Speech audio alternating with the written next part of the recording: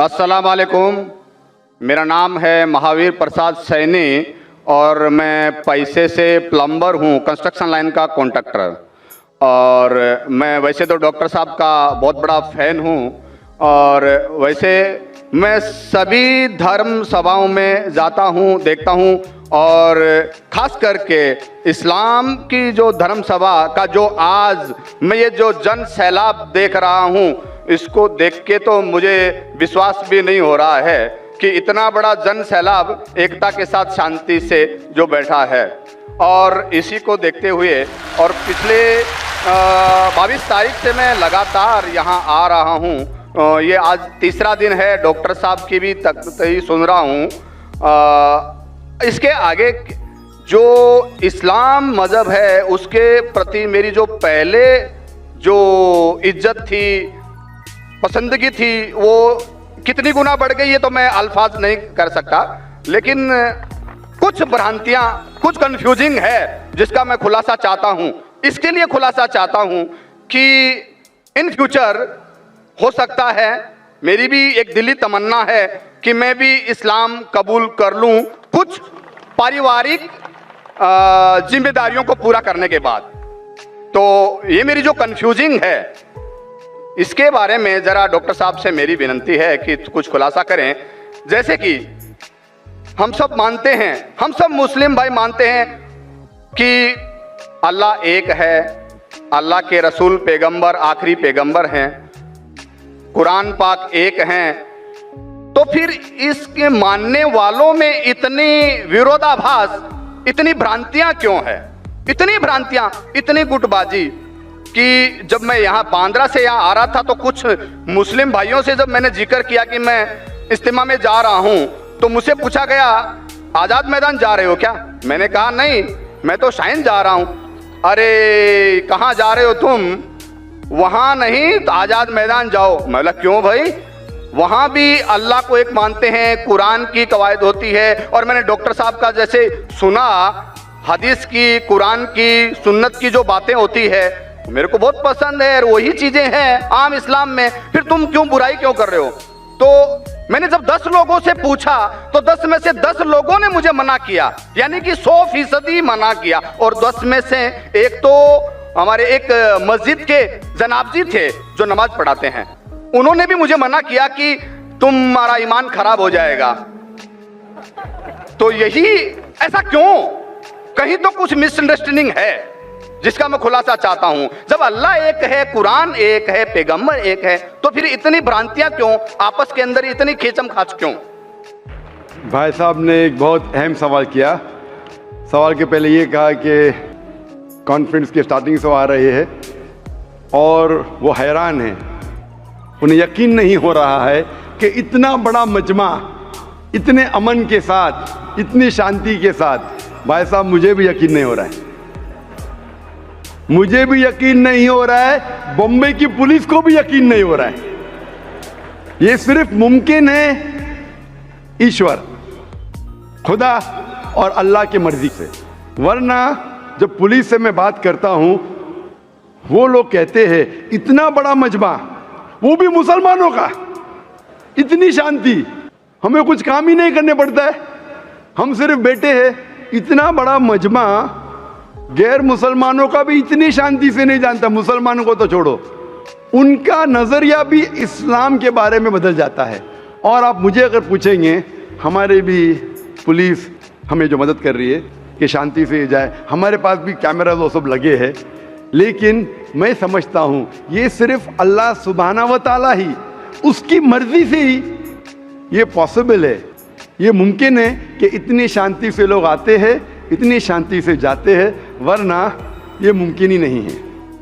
आपका सवाल ये था कि एक मुसलमान का कुरान है कि मुसलमान एक खुदा में मानते, मुसलमान एक आखिरी पैगाम में मानते, तो इसके अंदर सेक्ट्स क्यों हैं, इसके अंदर फ़िरके क्यों हैं, इसमें ग्रुप्स क्यों हैं? और फिर आगे भी ये कहा आपने कि आप जब 10 मुसलमानों ने कहा ट्रेन के अंदर कहाँ जा रहे, तो आपने कहा कि सुमैया ग्राउंड, तो उन्होंने कहा आज़ाद मैदान जाइए। 100% उन्होंने आपको रोका। मेरे हिसाब से अगर किसी ने किसी को यहाँ आने से रोका, मैं उनको भी जज़ाकल्लाह कहता हूँ। मैं जानता हूँ कि लाखों पैम्फलेट्स बटे कि इस सुमैया ग्राउंड में मत आओ, वो जाकिर नायक आपको बहकाएगा। हमने भी पब्लिसिटी की, लेकिन शायद पब्लिसिटी में कमी थी, तो अल्लाह सुब्हाना व तआला ने इनके जरिए लोगों से पैम्फलेट बंटवाए। कई लोग ने मुझे कहा कि मैं तो भूल ही गया था जाने के लिए, जब ये पैम्फलेट मिला नहीं जाना चाहिए तो मुझे याद आ गया। कितने लोग ने मुझे कहा कि मेरे जाने का इरादा नहीं था सुमैया ग्राउंड में, जब ये मिला कि ये जाकिर नाइक भड़काता है, हम देखेंगे कैसा भड़काएगा, कैसा बहकाएगा। हम भी तो देखे, कई लोग आ रहे देखने के लिए। तो अल्हम्दुलिल्लाह मैं इनका शुक्रगुजार हूँ, मैं इन लोगों का शुक्रगुजार हूँ जो लोग ने पैम्फलेट बांटा, जो लोग कह रहे मत आइए, इनका शुक्रगुजार हूँ। मैं हमेशा मानता हूँ अल्लाह सुब्हाना व तआला में, कुरान में अल्लाह ताला कहते हैं सूरह इमरान में सूरह नंबर 3 आयत नंबर 54 में, मकरू मकरल्लाह वल्लाहु खैरुल माकिरीन। इन्होंने प्लॉट किया, प्लान किया, अल्लाह सुब्हाना व तआला ने भी प्लानिंग की। सबसे बेहतरीन है अल्लाह सुब्हाना व तआला। शायद हमारे पब्लिसिटी में कमी रह गई थी, तो अल्लाह सुब्हाना व तआला ने और प्लानिंग किया। और मुझे इनसे कोई गिला शिकवा नहीं है, मुझे कोई गिला शिकवा नहीं है। मैं इनको जज़ाकल्लाह कहता हूँ और मैं अल्लाह सुब्हाना से दरख्वास्त करता हूँ कि मुझे और इनको हिदायत दे। आपका जो मेन सवाल था कि जब मुसलमानों का कुरान एक, मुसलमानों का जो अल्लाह है, खुदा है, ईश्वर है एक, पैगंबर एक, तो फिरके क्यों ग्रुपिज्म? इसका जवाब है कुरान मजीद में सूरह अल इमरान सूरह नंबर 3 आयत नंबर 103 में, वातसिमु बिहब्लिल्लाहि जमीअन वला तफरकू। आप लोग अल्लाह की रस्सी को मजबूती से पकड़ो और आपस में मत बटो। कुरान मजीद में लिखा है अल्लाह की रस्सी को मजबूती से पकड़ो।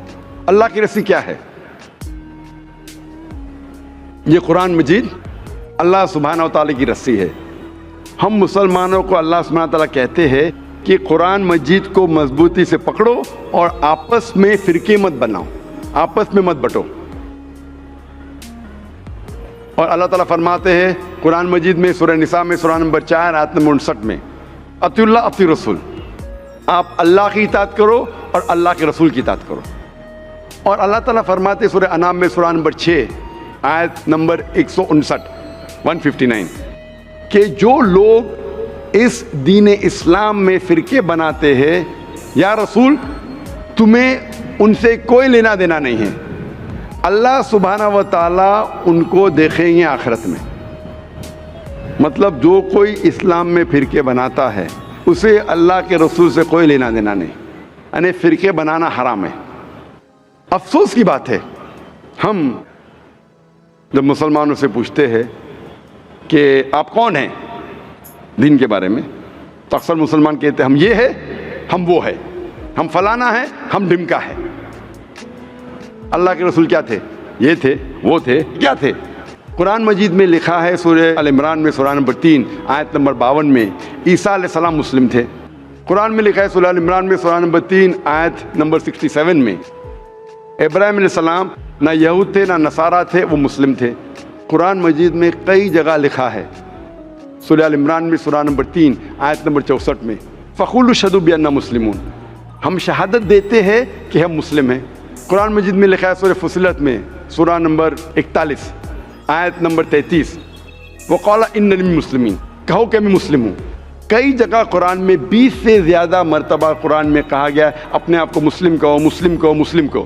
इब्राहिम अलैहिस्सलाम जब दुआ करते अल्लाह सुब्हानहू व तआला से, सूरह बकरा सूरह 2 कि मेरे बच्चों को, मेरे नस्ल को मुस्लिम बना। अगर कोई भी पूछता है, जो लोग एक कुरान में मानते, एक अल्लाह में मानते, एक रसूल में मानते, मोहम्मद सल्लल्लाहु अलैहि वसल्लम, सही जवाब होना चाहिए मुस्लिम, अव्वल मुस्लिम और आखिर मुस्लिम, इसके अलावा कुछ नहीं। अगर आप इसमें फ़िरके बनाएंगे तो ये कुरान के खिलाफ है।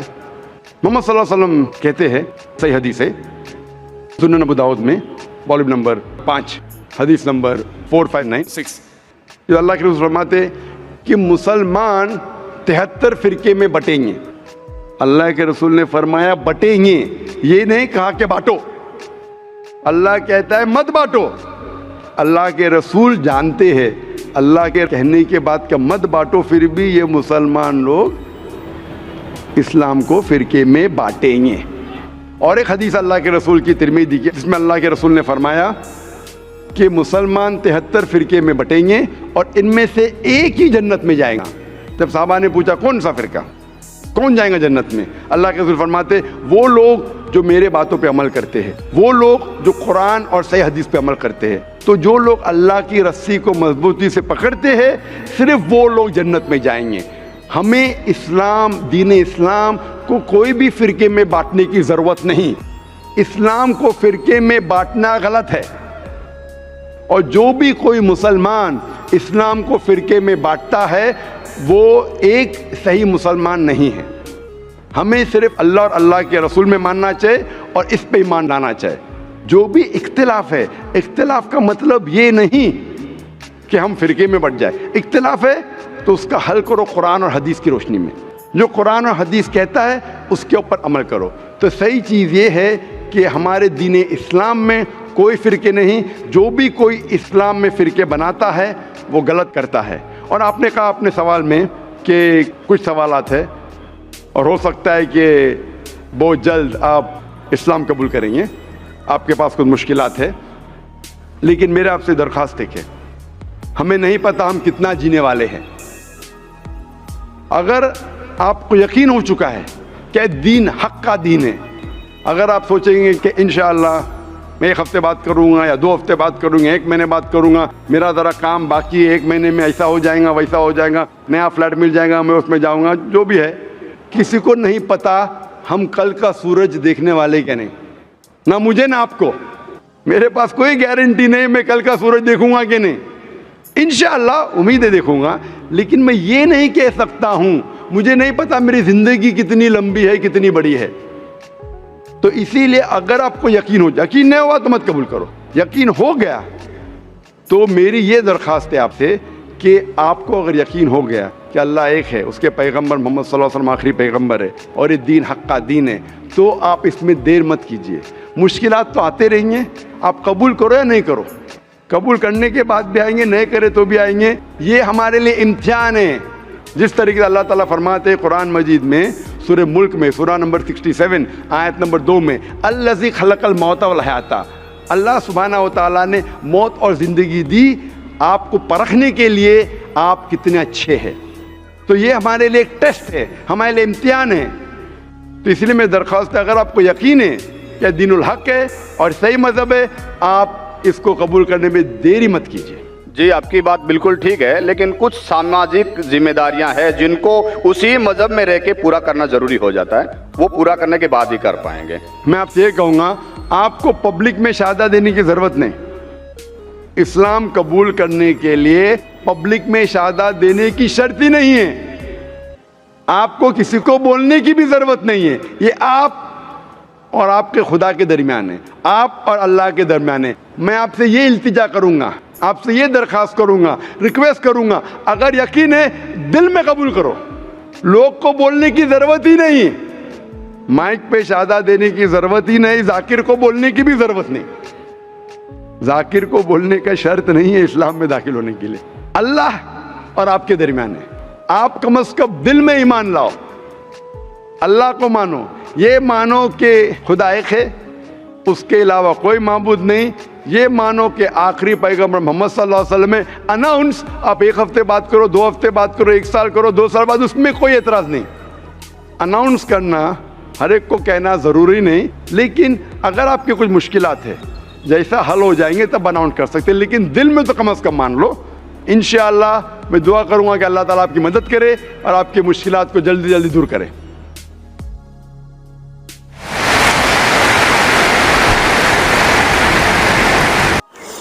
जी, तो दोस्तों, ये आपने देखा इस वीडियो में बहसीयत मुसलमान हमारे अमाल, हमारे किरदार में बहुत ज़्यादा फ़र्क है, और इसी फ़र्क की वजह से आज गैर मुस्लिम हमसे मुतनफ़र है। हमारे साथ किसी किस्म की डील करने से, किसी किस्म की बातचीत करने से, किसी किस्म के रवाबत बढ़ाने से वो इज्तनाब करता है। इज्तनाब करने की वजह हमारे कौल और फ़ेल का तज़ाद है। जैसा कि आपने इस वीडियो में देखा कि मौलाना ज़ाकिर नाइक के साथ उस हिंदू पंडित ने क्या सवालात किए और क्या कुछ कहा, उनकी तफसील में तो मैं नहीं जाऊंगा, वो आप देख चुके हैं ऑलरेडी। असल मसाइल ही हमारे साथ यहीं पे आते हैं। हम मुसलमान इस वक्त माशरे में अगर किसी वजह से मार खा रहे हैं तो वो वाहिद वजह हमारे कौल और फ़ेल का तज़ाद है, और इस तज़ाद को दूर करने की हमें अशद ज़रूरत है। अगर हम चाहें और अपनी इस नेगेटिव अमल को दूर करके हम आज भी दुनिया में वही मुसलमानों वाला किरदार अदा कर सकते हैं जो आज से बहुत अर्सा पहले मुसलमानों की शान था, मुसलमानों की पहचान था और मुसलमानों के अमाल का मुंह बोलता सबूत था। लेकिन हम अक्सर ये देखते हैं कि जहाँ भी किसी भी हवाले से धोखाधड़ी, फ्रॉड, 2 नंबर काम, इस तरह के मतलब जितने भी मसले मसाइल आते हैं सामने, उनमें यही नज़र आ रहा होता है कि मुसलमान सबसे आगे हैं। किसी की कॉपी करने में, किसी की दिलाजारी करने में, किसी के ऊपर तोहमत लगाने में हम सबसे आगे नज़र आते हैं, और यही हमारे अमाल जो हैं गैर मुस्लिम्स को हमसे मुतनफ़र करते हैं। इस वक्त दुनिया एक महाशी हब बनता जा रहा है और मुसलमानों के पीछे जाने की वजह उनकी यही दोगली पॉलिसी और दोगला अमल है कि जो काम हमने करने थे वो गैर मुस्लिमों ने अपना लिए हैं, और जो गैर मुस्लिम करते थे वो काम हमने अपना लिए हैं, और यही दीन से और दुनिया से दूरी का सबब बनता जा रहा है। मेरी दुआ है कि अल्लाह पाक हम सब को बेहतरीन अमल करने की तौफीक अता फ़रमाए, हमारे अंदर से इस दोगलेपन, मुनाफ़िक़त, नौसरबाजी की आदतों को दूर फरमाए और हमें फिर एक दफ़ा वही मकाम अता फ़रमाए जो हमारा ख़ासा था, होना चाहिए और रहना चाहिए। आमीन सुम्मा आमीन। आपको वीडियो पसंद आए तो चैनल को सब्सक्राइब, लाइक और कमेंट ज़रूर कीजिएगा। अपनी आरा से कमेंट में आगाह करते रहा कीजिए। आपकी छोटी सी हौसला अफजाई हमें मज़ीद बेहतर से बेहतर काम करने में मदद फराहम करती है और हमारे शौक़ की मेमोरीज़ को बुलंद बाला कर देती है। इसलिए लाइक, कमेंट और सब्सक्राइब में कंजूसी से काम ना लीजिएगा। बहुत शुक्रिया इतना वक्त देने के लिए। अल्लाह हाफिज़।